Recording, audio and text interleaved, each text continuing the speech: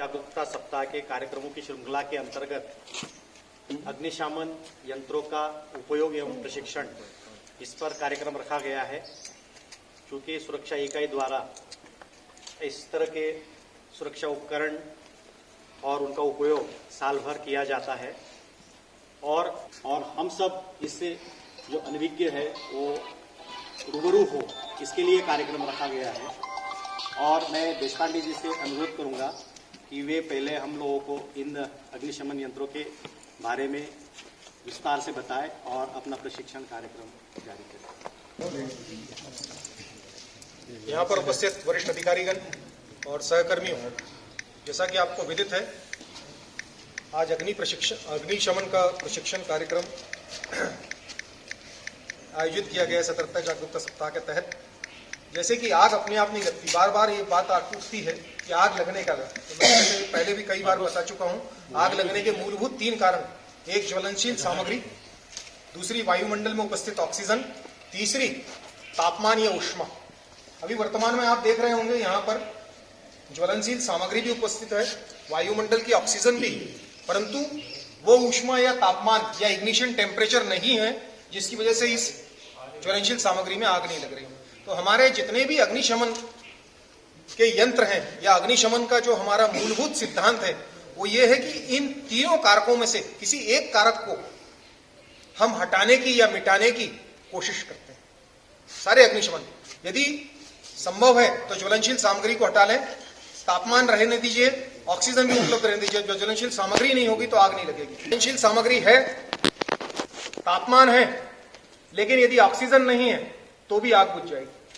तीसरा, यदि ज्वलनशील सामग्री है, ऊष्मा या तापमान है, परंतु यदि ऑक्सीजन नहीं है तो भी आपकी आग बुझ जाएगी। तो यथासंभव हम लोग प्रयास करते हैं कि इन तीनों कारकों में से किसी एक कारक को हटाने का प्रयास करते हैं। और वो किस तरह से? आमतौर पर आग का वर्गीकरण हम लोगों ने जो है 5 प्रकार की आग में इसका वर्गीकरण किया है। सबसे पहले एक सामान्य आग जिसमें घास, फूस, लकड़ी, कागज, कपड़ा इत्यादि। दूसरे प्रकार की आग जो है वो है हमारी ज्वलनशील गैसें और पेट्रोलियम प्रोडक्ट। तीसरी आग जो है हमारी ज्वलनशील गैसें हैं। और चौथी आग जो है वो हमारी है मेटल फायर, जो यहाँ मानव संग्रहालय में संबंधित बड़ी बड़ी लेबोरेटरीज के अंदर उन धातुओं में कुछ धातुएं ऐसी हैं जिनमें आग लगती है, सोडियम हो गया, यूरेनियम हो गया, ऐसी कुछ धातुएं हैं। और 5वें प्रकार की आग जो है वो इलेक्ट्रिक फायर है, जो कि आमतौर पर आज की डेट में सभी लोग विभिन्न प्रकार के इलेक्ट्रॉनिक इक्विपमेंट और इलेक्ट्रिकल इक्विपमेंट का इस्तेमाल करते हैं, जो ओवरहीट होने की वजह से या गलत तरीके की वायरिंग करने की वजह से या शॉर्ट सर्किट की वजह से या ओवरहीट होने की वजह से आग लगने की संभावना रहती है। तो यहाँ पर मैं आपको छोटा छोटा डेमो देकर आप ही लोग इन अग्निशमन यंत्रों का इस्तेमाल करेंगे, क्योंकि नो डाउट प्राइमरी रिस्पॉन्सिबिलिटी जो है अग्निशमन की सुरक्षा इकाई की है, परंतु जब भी कभी भी आग लगेगी, जब तक आप सिक्योरिटी को सूचना देंगे या इंटीमेट करेंगे, फर्स्ट रिस्पॉन्डर जो भी वहां पर उपलब्ध है वो करें। तो उसके लिए सबसे पहले आवश्यक ये है कि हम जाने कि कौन सा एक्सटिंग्विशर कौन सी फायर पर इस्तेमाल किया जा सकता है। तो सबसे पहले तो आग बुझाने के लिए या तो हम पानी का इस्तेमाल कर लें, रेत का इस्तेमाल कर लें, या जैसे हमारे यहाँ एग्जीबिशन इलाके में जब आग लगती है तो ये सारी चीजें फेल हो जाती हैं, उसकी बजाय हम फायर बीटर का इस्तेमाल करें, या फिर हम किसी गीला मोटा कपड़ा, दरी, कंबल या इत्यादि का इस्तेमाल कर लें। और अगर इनसे नहीं हो सकती तो आमतौर पर इंडोर एग्जीबिशन इलाके के अंदर जो है हमने वाटर CO2 फायर एक्सटिंग्विशर रखे हैं।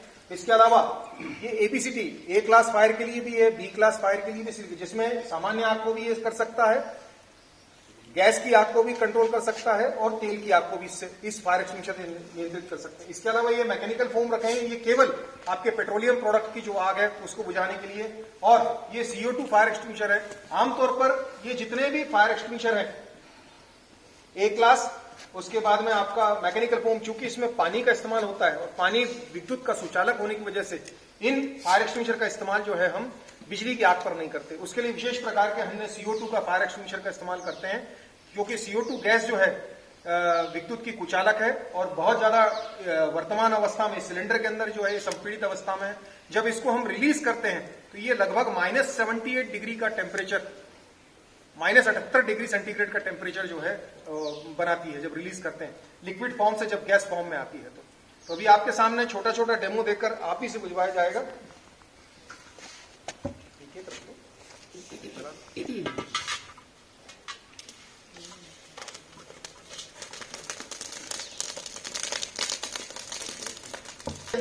बुझ जाएगी, फिर डालो।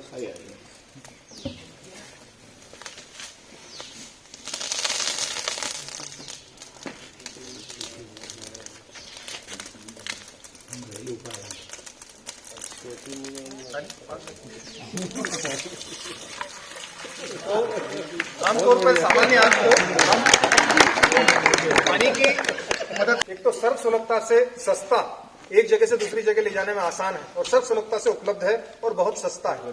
इसकी सबसे बड़ी खासियत यह है पानी की कि इसमें हीट एब्जॉर्बिंग कैपेसिटी है, इसमें ऊष्मा को अवशोषित करने की बहुत अच्छी खूबी है।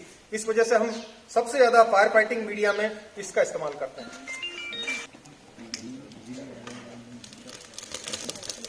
आप आ जाइए।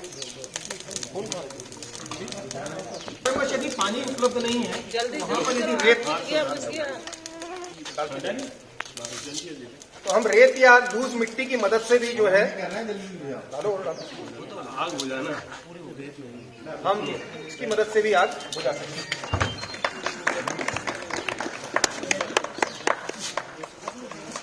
रेत या लूज मिट्टी भी उपलब्ध नहीं हो पा रही है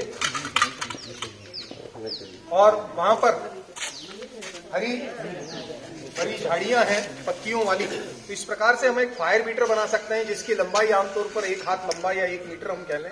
इसका इस्तेमाल करते वक्त केवल इतना ध्यान रखें कि ये हमारे कंधे से ऊपर नहीं जाना चाहिए, कंधे से नीचे ही रहना चाहिए। भगवान आप आ जाओ। इसको उठाते हो कंधे से ऊपर नहीं जाना चाहिए, कंधे से नीचे ही रखकर जो है आग बुझाई जा सकती है। क्या बात।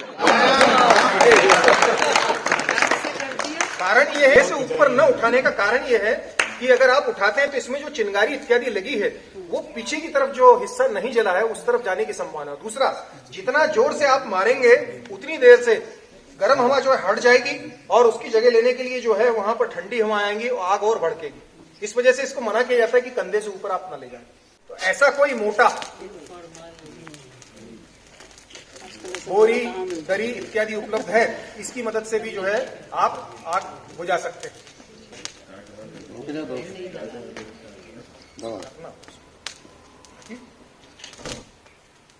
बहुत बढ़िया। अभी जो हमारे यहाँ पर फायर एक्सटिंग्विशर रखे हुए हैं उनका इस्तेमाल मैं आपको दिखा रहा हूँ। ये आमतौर पर सामान्य आग के लिए इस्तेमाल किया जाता है और मैं आमंत्रित करता हूँ गरिमा मैडम को। गरिमा मैडम इसको खींचिए, इनको खींचिए, इनको खींचिए। हाँ, इसको जोर से मारिए, जोर नहीं, पति को मार रही हो, पकड़ी ना।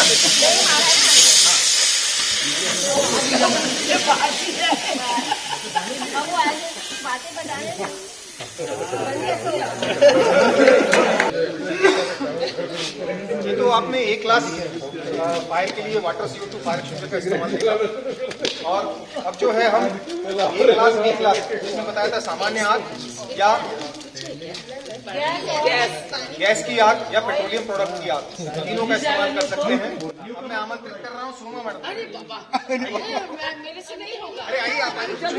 ये भारी वाला काम है, लेडीज से क्यों करेगा? जोर से, जोर से।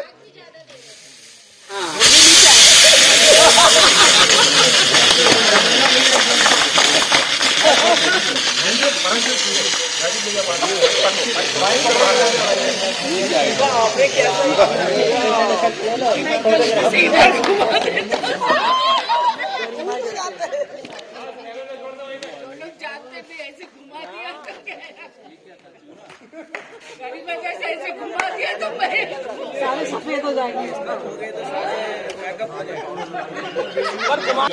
अभी पेट्रोलियम प्रोडक्ट की जो आग है उसमें आपको दिखा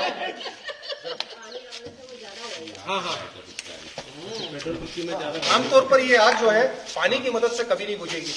डाल के देखिए, डाली, क्योंकि पेट्रोलियम प्रोडक्ट जो है पानी से हल्का होने की वजह से ऊपर तैरते रहेंगे और ये आग नहीं बुझेगी।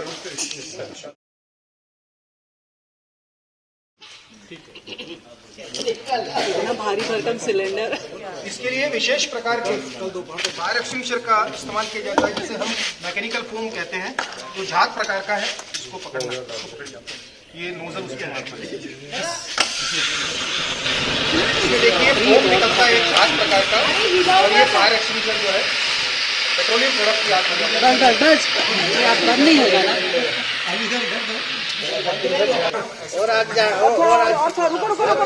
और डालो। पकड़ी वहीं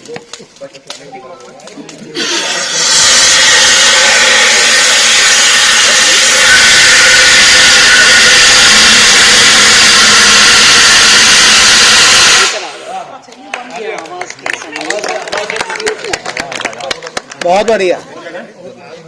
ठंडा हो गया। स्नो पार्टिकल देखिए ठंडा, ये जो मैं कह रहा था आपसे -78 डिग्री तक चला जाता है। हमारे शरीर के कपड़े यदि आग पकड़ लें तो कई बार क्या होता है, हड़बड़ाहट में आदमी तपन की वजह से, तपिश की वजह से, जलने की वजह से जो है भागने की कोशिश करता है। तो कभी भी जो है भागने मत दीजिए किसी को, यथासंभव उसको किसी भी कपड़े की मदद से, मोटी चादर, कंबल, दरी, इसकी मदद से जो है उसको कवर्ड अप करके नीचे गिराकर रोल कर दीजिए। या अगर कोई नहीं है आपके आसपास तो आप स्वयं दौड़ने की कोशिश न करें, तत्काल जमीन पर लेटकर जो है रोल करो। आपका शरीर की जो है आग बुझ जाएगी। ठीक है,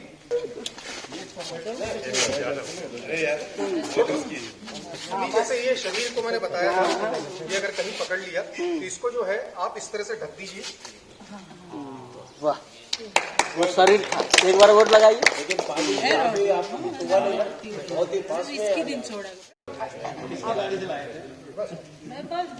और डाले यार, गाइस निकाल। अरे तुम्हारा वो प्यास नहीं हो गया आगे।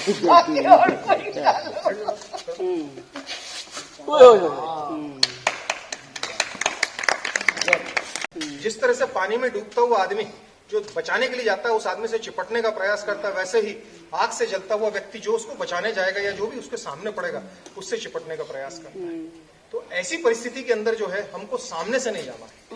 ऐसा एक मोटा कंबल, दरी या टावेल इत्यादि जो भी है वो लीजिए, और इसमें बचाने का सबसे बड़ा मैं आपको तरीका बता रहा हूं कि फेस को कवर अप करने की कोशिश करिए। हेड बहुत सेंसिटिव है, बॉडी अगर बर्न हो जाए कोई दिक्कत नहीं है, लेकिन फेस यदि बर्न हो गया तो फिर सर्वाइवल थोड़ा सा मुश्किल हो जाता है।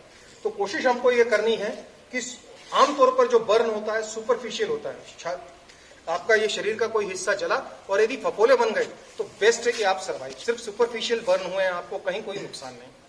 लेकिन यदि आपकी चमड़ी पकड़ गई आग और लटकने लग गई, then it's very difficult for the survival. 3rd degree burn है, आप 3rd या 4th डिग्री बर्न है, जिसमें बचना मुश्किल है। और जलने वाला मरने का कारण मैं आपको बता देता हूं, आपकी बॉडी में डिहाइड्रेशन शुरू हो जाता है। आप देखेंगे जले हुए व्यक्ति को यदि कभी चादर पे लिटाया जाता है, जिस बेड पे लिटाया जाता है, वो उस बिस्तर की चादर या गद्दी गीली होना शुरू हो जाती है, उसके शरीर में पानी नहीं रुकता। तो डेथ होने का कारण जलना नहीं है, डिहाइड्रेशन। तो ध्यान रखें, जब भी किसी व्यक्ति को इस तरह से सामने से आग लग जाए तो आप इसको पीछे से कवर अप करने की कोशिश कीजिए। कवर अप करने की कोशिश में आप इसको सर से ढकें, इस तरह से ढकने के बाद इस तरह से रोल कर दिया और इसको जो है आप रोल कर दीजिए। ज्यादा दूर चला। यहाँ पर जो है अग्निशमन का प्रशिक्षण समाप्त होता है।